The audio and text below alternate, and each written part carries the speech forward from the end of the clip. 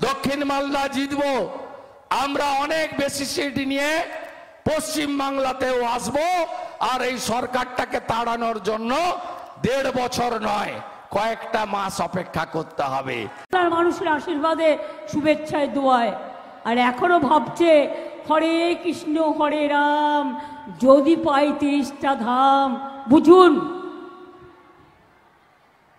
ধাম মানে ধাম নয়, 30টা যদি সিট পায় তাহলে নাকি সরকারই ভেঙে যাবে।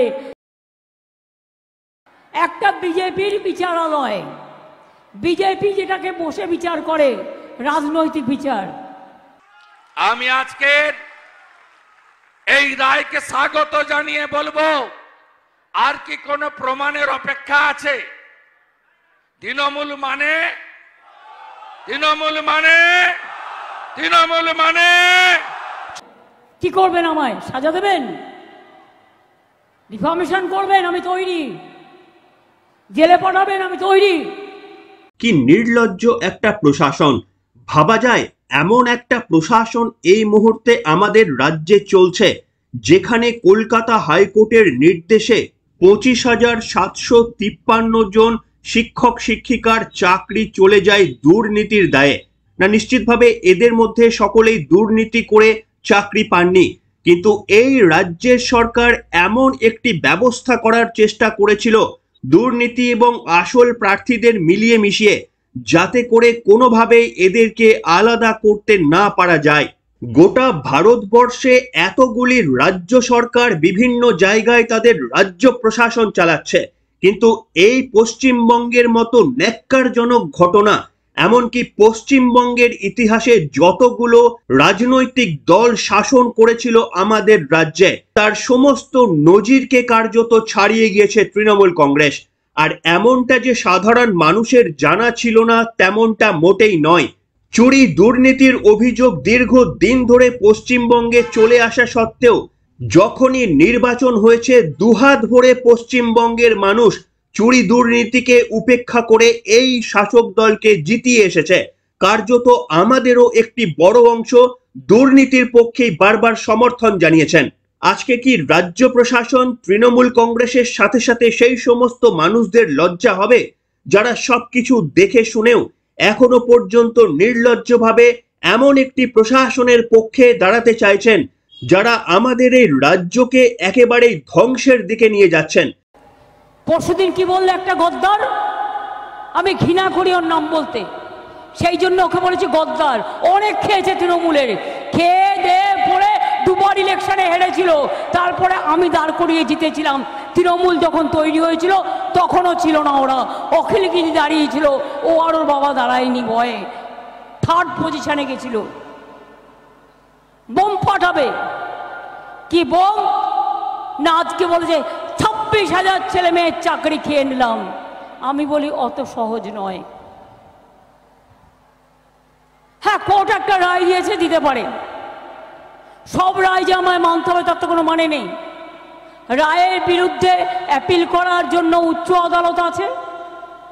এখান থেকে 100 কিলোমিটার দূরে চাকুলিয়াতে উন্মাদের মতো চিৎকার করছে চোরেদের রানী মমতা ব্যানার্জি। চিৎকার করছে, বলছে আমি এ রায় মানি না। আপনাকে মানতে হবে না, আপনাকে আমি নন্দীগ্রামে হারিয়েছি 1956 ভোটে। আমি আর ডক্টর মজুমদার 2 ভাই মিলে আপনাকে প্রাক্তন করে ছাড়বো, আপনি শুধু দেখতে থাকুন। নমস্কার, welcome to simple as ABC. আপনাদের সকলকে স্বাগত জানিয়ে শুরু করছি আজকের বিশেষ খবর। নির্বাচনের মধ্যেই ঐতিহাসিক সিদ্ধান্ত জানালো কলকাতা হাইকোর্ট। গতদিনে 281 পৃষ্ঠার একটি রায় দান করেছিলেন বিচারপতি দেবাংশু বসাক এবং বিচারপতি মোহাম্মদ সাব্বার রশিদির ডিভিশন বেঞ্চ, যেখানে একেবারেই 25,753 জন চাকরি প্রার্থীর চাকরি বাতিল হয়ে গেল একদিনে। অর্থাৎ 2016 সালের এসএসসির নিয়োগ প্রক্রিয়া পুরোটাই বাতিল করে দেওয়া হলো। কয়েকদিন আগেই বিরোধী দলনেতা শুভেন্দু অধিকারী বলেছিলেন আগামী সপ্তাহেই রাজনৈতিক বিস্ফোরণ হতে পারে। তারই ঝলক পশ্চিমবঙ্গবাসী দেখলো কিনা জানি না, তবে রাজ্যের মাননীয় মুখ্যমন্ত্রী এই রায় ঘোষণা করতেই একেবারেই ফুঁসে উঠলেন। কলকাতা হাইকোর্টের ওপর অনাস্থা আরও একবার যেন প্রকাশ্যে নিয়ে আসলেন। বিজেপির বিচারালয় বলেও যেমন কটাক্ষ করতে ছাড়লেন না, তেমনি আবার অন্যদিকে বললেন আমাকে জেলে পাঠাবেন পাঠান, কিন্তু এই রায় যে তৃণমূল কংগ্রেস মানছে না, সুপ্রিম কোর্টের যে তারা দ্বারস্থ হচ্ছেন, রাজ্যের মুখ্যমন্ত্রী মমতা বন্দ্যোপাধ্যায়ের কথা থেকে তা আরো একবার স্পষ্ট হয়ে গেল। এই একটা হয়েছে, না মন্দির না মসজিদ না গুরুদ্বারা না গির্জা, একটা বিজেপির বিচারালয়। বিজেপি যেটাকে বসে বিচার করে রাজনৈতিক বিচার, এবং সেখানে বসে বসে অন্য লোকে পিল করলে দেবে তাকে কিল, আর বিজেপি পিল করলে ব্যাস, বিজেপি পিল করলে বেল, অন্য কেউ পিল করলে জেল। এই তো হয়ে গেছে এখানকার এই অবস্থা। আজ নয়, দীর্ঘদিন ধরে চলছে। এটা বিচারপতিদের দোষ নয়, এটা কেন্দ্রীয় সরকারের দোষ। তারা বিজেপির লোক দেখে দেখে এখানে বসিয়েছেন, যাতে তারা বিজেপি পার্টি অফিস থেকে যা বলে দেয় সেই ড্রাফটটা তারা করে দেয়। কি করবেন? আমায় সাজা দেবেন? ডিফামেশন করবেন? আমি তৈরি। জেলে পাঠাবেন? আমি তৈরি। কারণ মানুষের কথা বলবার জন্য আমায় যদি শাস্তিও নিতে হয় আমি মাথা পেতে নেব, কিন্তু তবু মনে রাখবেন, পরিবার যদি বিপদে পড়ে তার পাশ থেকে আমি সরে দাঁড়াবো না। কিন্তু গতদিনে আপনারা যারা রাজ্যের মাননীয় মুখ্যমন্ত্রী মমতা বন্দ্যোপাধ্যায়ের রাজনৈতিক ভাষণ শুনেছেন, কার্যত মমতা বন্দ্যোপাধ্যায়কে এতটা উদ্বিগ্ন হতে এর আগে দেখা যায়নি। এবং উদ্বিগ্ন হওয়ার যে যথেষ্টই কারণ রয়েছে। বিচারপতিদের দেওয়া একটি নির্দেশ কিন্তু মারাত্মক চিন্তায় রাখবে এই রাজ্যের পুরো মন্ত্রিসভাকে। এতদিন পর্যন্ত বিরোধী দল কিংবা বিরোধী দলনেতা বলে আসতেন কটাক্ষের সুরে যে গোটা মন্ত্রিসভায় একসময় জেলে থাকবে।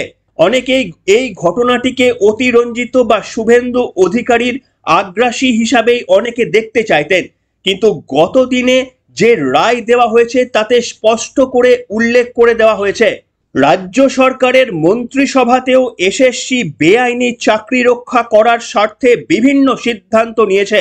কলকাতা হাইকোর্ট একেবারে বিস্ময় প্রকাশ করে বলেছেন বেআইনি চাকরি বাঁচাতে চেয়েছিলেন সরকারের সঙ্গে যুক্ত ব্যক্তিরা, এবং সেই কারণে সরকারি মন্ত্রিসভায় যেখান থেকে অনুমোদন এসেছিল এই সুপার নিউমেরিক পদের, সেই সমস্ত ব্যক্তিদের সিবিআই চাইলে একেবারেই হেফাজতে নিয়ে জিজ্ঞাসাবাদ করতে পারেন। এবং এই বিষয়টি সম্ভবত রাজ্যের মাননীয় মুখ্যমন্ত্রীকে সব থেকে বেশি চিন্তায় রাখবে। এতদিন পর্যন্ত পশ্চিমবঙ্গ জুড়ে শুধুমাত্র একটি কথাই বলা হতো যে কবে মাথারা ধরা পড়বে। এই সমস্ত অযোগ্য প্রার্থীরা নিজেরাই তো আর চাকরি পেয়ে যায়নি।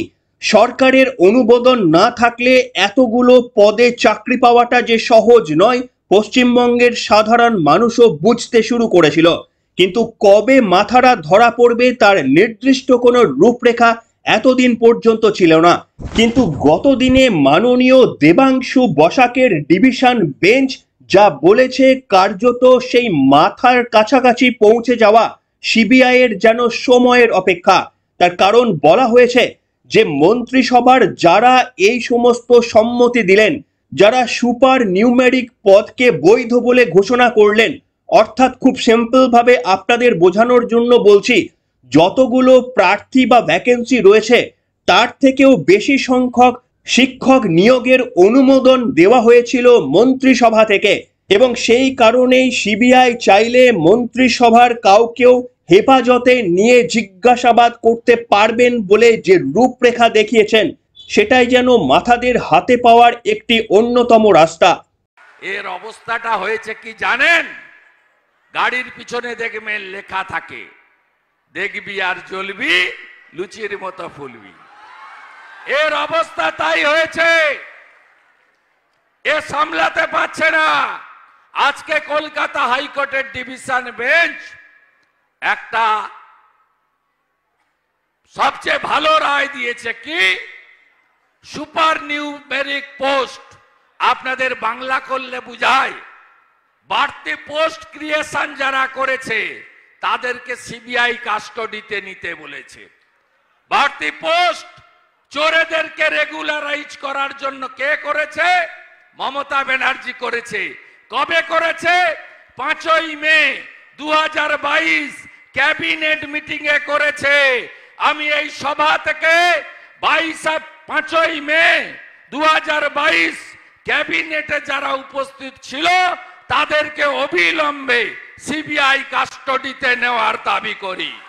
এবং আপনারা জানেন যে শুধুমাত্রই চাকরি চলে যাওয়া নয়, যারা চাকরি হারিয়েছেন তাদের একটি অংশকে 12% সুদ সহ যা বেতন পেয়েছেন আমাদের টাকায় সেটিকে পর্যন্ত ফেরত দিতে হবে।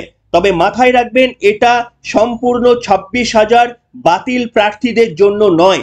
যারা সাদা খাতা লিখে চাকরি পেয়েছেন কিংবা যারা মেয়াদ উত্তীর্ণ প্যানেলের মাধ্যমে চাকরি পেয়েছেন তাদের পুরো বেতনটা আগামী 1 মাসের মধ্যে ফেরত দিতেই হবে 12% সুদ দিয়ে। এবং এই টাকা আমার আপনার পকেটের টাকা থেকে রাজ্য সরকার তাদের বেতন দিত।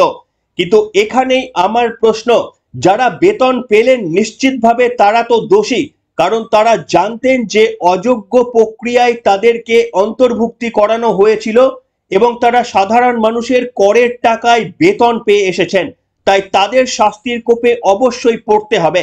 কিন্তু আমার তার থেকেও বড় প্রশ্ন, যারা এই সংস্থানটি করে দিলেন যে অযোগ্য প্রার্থীদের প্রত্যেক মাসের মাইনে রাজ্যের কোষাগার থেকে মেটালো আমাদের এই রাজ্য প্রশাসন তথা এসএসসি কমিশন, তাদের কতটা কড়া শাস্তি হওয়া প্রয়োজন আপনারাই সেটা বিবেচনা করে দেখুন। এবং এটা যে শুধু কথার কথা নয় সেটাও বলে দেওয়া হয়েছে, তার কারণ এই বেতন ফেরত দেওয়া হয়েছে কিনা তা নিশ্চিত করে দেখবেন জেলা শাসকরা। এমনকি কলকাতা হাইকোর্টের ডিভিশন বেঞ্চ সিবিআইকে তদন্ত চালিয়ে নিয়ে যাওয়ার জন্য যেমন একদিকে বলেছে, তেমনি আবার 3 মাসের মধ্যে তাদের তদন্ত শেষ করার জন্যও বলেছে। বিচারপতিদের স্পষ্ট উল্লেখ যে সমস্ত অযোগ্য প্রার্থীদের নিয়োগ করতে বাড়তি পদ তৈরি করার অনুমোদন দিয়েছে রাজ্যের মন্ত্রিসভা, প্রয়োজনে সরকারের সঙ্গে যুক্ত সেই সমস্ত ব্যক্তিদের হেফাজতে নিয়ে জিজ্ঞাসাবাদ করতে পারবে সিবিআই। এবং এটি এই মুহূর্তে রাজনৈতিকভাবে সব থেকে বড় একটি অংশ, যা নিয়ে কার্যত তৃণমূল কংগ্রেস সত্যি একেবারেই হেলে গিয়েছে এবং প্রশ্ন এবার উঠতে শুরু করেছে তারা নির্দিষ্টভাবে 5 বছরের মেয়াদ পূর্ণ করতে পারবে কিনা। সত্যি সরকারের যারা অনুমোদন দিয়েছেন তাদের মধ্যে কে থাকতে পারেন এই নামটি আপনাদের সামনে নিশ্চিতভাবে বলার প্রয়োজন বোধ করছি না, কিন্তু যদি মাথাদের ধরে গ্রেপ্তার করে জিজ্ঞাসাবাদ করা হয় এবং যে ধরনের দুর্নীতি হয়েছে সেই দুর্নীতি থেকে নিজেদের নিষ্কলঙ্ক যে প্রমাণ করতে পারবে না এই রাজ্য সরকারের সঙ্গে যুক্ত হত্যাকর্তারা, তা কিন্তু সাধারণ মানুষেরই বোধগম্য। তাই আগামী বিধানসভা নির্বাচনের আগে এই রাজ্যের সরকার পড়ে যাবে বলে বারবার বিরোধী দলগুলি এবং শুভেন্দু অধিকারী যে একাধিকবার মন্তব্য করেছেন, সেটা কি কোথাও গিয়ে এই রায়ের ফলে মিলে যেতে পারে? এমন সম্ভাবনা কিন্তু একেবারেই উড়িয়ে দেওয়া যাচ্ছে না।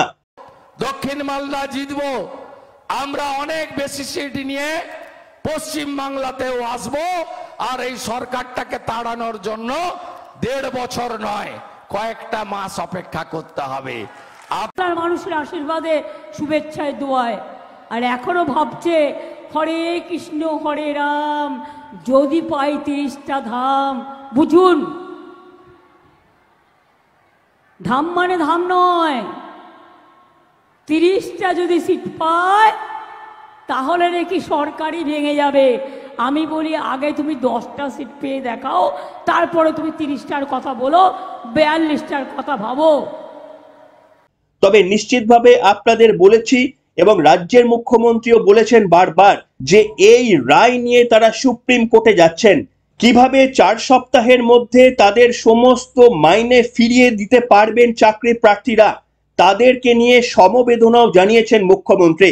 নিশ্চিতভাবে মুখ্যমন্ত্রীর সমবেদনাকে আমরা রেসপেক্ট করছি, কিন্তু সত্যি সত্যি মুখ্যমন্ত্রী যদি সমবেদনা জানাতেন যে 30 লক্ষ চাকরি প্রার্থীরা যাদেরকে বঞ্চিত করলো তাদের রাজ্যের সরকার, যারা যোগ্য চাকরি প্রার্থী হয়েও 8 বছর 10 বছর ধরে রাস্তায় বসে রইলেন, তাদের জন্য কি রাজ্যের মাননীয় মুখ্যমন্ত্রী একবারও সমবেদনা প্রকাশ করলেন? যারা চাকরি চুরি করে মাইনে পেয়েছেন তাদের মাইনের টাকা ফেরত দেওয়ার জন্য মুখ্যমন্ত্রীকে যতটা বিচলিত আমরা হতে দেখলাম, যারা যোগ্য প্রার্থী এবং সেই সংখ্যাটা কিন্তু অনেকটাই বড়, সেই সংখ্যার বেদনার কথা কি রাজ্যের মাননীয় মুখ্যমন্ত্রী কখনো অনুভব করবেন? নাকি বারবারই তাকে দেখা যাবে যারা দুর্নীতিগ্রস্তভাবে কোনো উপায়ে অসৎ উপায়ে চাকরি পেয়েছেন তাদের প্রতি মুখ্যমন্ত্রীকে বারবার সদয় হতে দেখা যাবে? আপনারা কি মনে করছেন সুপ্রিম কোর্টের কাছ থেকে যে রায় আসবে তাতে কি কোনো সম্ভাবনা থাকবে এই রায়ের স্থগিতাদেশ হয়ে যাওয়ার? তার কারণ মাথায় রাখতে হবে, বিচারপতি অভিজিৎ গঙ্গোপাধ্যায় প্রথমে কিন্তু এই ধরনের প্রচুর পরিমাণের নিয়োগ বাতিল করার সিদ্ধান্ত নিয়েছিলেন। তার এগেনস্টেই কিন্তু সুপ্রিম কোর্টে গিয়েছিল স্কুল সার্ভিস কমিশন, এবং সেই সময় সুপ্রিম কোর্ট বলে দিয়েছিল যে কলকাতা হাইকোর্টের ডিভিশন বেঞ্চে এই মামলার শুনানি চলবে, এবং সুপ্রিম কোর্টের নির্দেশ অনুযায়ী কিন্তু এই ডিভিশন বেঞ্চ পুরো মামলার শুনানি করে এই নির্দেশ দিয়েছে। তাই একেবারেই সুপ্রিম কোর্টে গেলেই যে নাল অ্যান্ড ভয়েড হয়ে যাবে এমন সম্ভাবনা কিন্তু একেবারেই দেখা যাচ্ছে না। চোর চোর চোর ধরো। এতদিন তো আমি ডক্টর সুকান্ত মজুমদার, দিলীপ ঘোষরা বলতাম, এখন তো কলকাতা হাইকোর্টের ডিভিশন বেঞ্চ বলল তোমরা 26,000 চাকরি চুরি করেছ, 30 লক্ষ মেধাযুক্ত পরীক্ষায় বসা কর্মপ্রার্থীদের পিঠে ছুরি মেরেছ। হ্যাঁ, কোর্ট একটা রায় দিয়েছে, দিতে পারে। সব রায় যে আমায় মানতে হবে তার তো কোনো মানে নেই। রায়ের বিরুদ্ধে অ্যাপিল করার জন্য উচ্চ আদালত আছে। উচ্চ আদালত এক সময় এই রায়টাকে স্যাটিসফাইড করে দিয়েছিলেন। তারপরে আমরা উচ্চ আদালত বলেছিল নতুন করে হবে, এগুলো তো অভিজিৎ গাঙ্গুলির রায়। তো আপনারা জানেন ওই কাকেররা কাকাই হয়, কাকের কর্কশ গলা কখনো চেঞ্জ হয় না।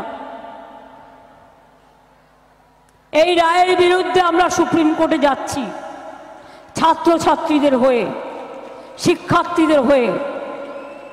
23,000 26,000 ছেলে মেয়ে মানে 1.5 লক্ষ 2 লক্ষ পরিবার। আবার বলে কিনা 4 সপ্তাহের মধ্যে টাকা ফেরত দাও, চুরি করে ফেরত দেবে।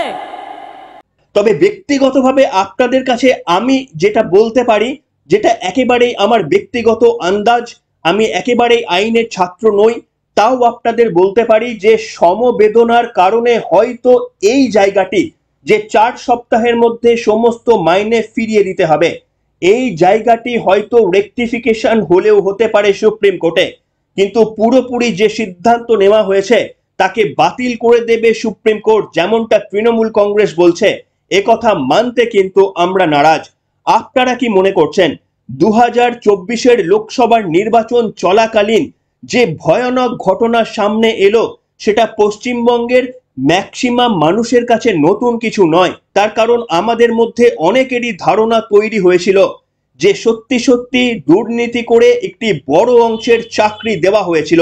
তাই এই রায় নিশ্চিতভাবে পশ্চিমবঙ্গের মানুষের জন্য অবাঞ্ছিত নয়, তবে পশ্চিমবঙ্গের মানুষ বোধহয় আশার আলো দেখছে। এবার মাথারা যারা দুর্নীতির সঙ্গে আসলে জড়িত তাদের বোধহয় শাস্তি পাওয়ার সময় এসে গিয়েছে। একই লোকসভা নির্বাচনে মানুষ নিজেদের অভিমত জানানো বা প্রতিক্রিয়া জানানোর একরকম সুযোগ পাবেন, ঠিক তেমনি আবার কলকাতা হাইকোর্টের এই নির্দেশের পর কেন্দ্রীয় তদন্তকারী সংস্থা নিজেদের হেফাজতে নিয়ে মন্ত্রিসভার নেতা নেতৃত্বদেরও কিন্তু তলব করতে পারেন, যা আগামী দিনে এই রাজ্যে তৃণমূল কংগ্রেসকে যথেষ্টই অস্বস্তিতে রাখবে। আপনারা স্বাগত জানাচ্ছেন কি এই রায়কে, নাকি তৃণমূল কংগ্রেসের মতো এখনো আপনারা সমর্থন করে যাবেন? আমার সত্যি অবাক লাগে সেই সমস্ত মানুষকে যারা কলকাতা হাইকোর্টের ডিভিশন বেঞ্চের এই রায় চলে আসার পরও এখনো পর্যন্ত আস্থা দেখাচ্ছেন তৃণমূল কংগ্রেসের প্রতি। সত্যি বোধহয় তাদের ওপর কিছুটা হলেও করুণা হয়। কেন, কোন স্বার্থে যে দুর্নীতিগ্রস্ত একটি সরকার, যেখানে ডিভিশন বেঞ্চ কার্যত বলে দিয়েছেন, তারপরেও সাধারণ মানুষ হয়ে কেন আমরা এই সরকারের প্রতি আস্থা দেখাবো? আপনাদের মধ্যে থেকে যারা আস্থা দেখাচ্ছেন নিশ্চিতভাবে কমেন্ট করে আমাদের সমৃদ্ধ করতে পারেন। আজকের মতো এখানে শেষ করছি, দেখা হবে রাতের আরো একটি পর্ব নিয়ে।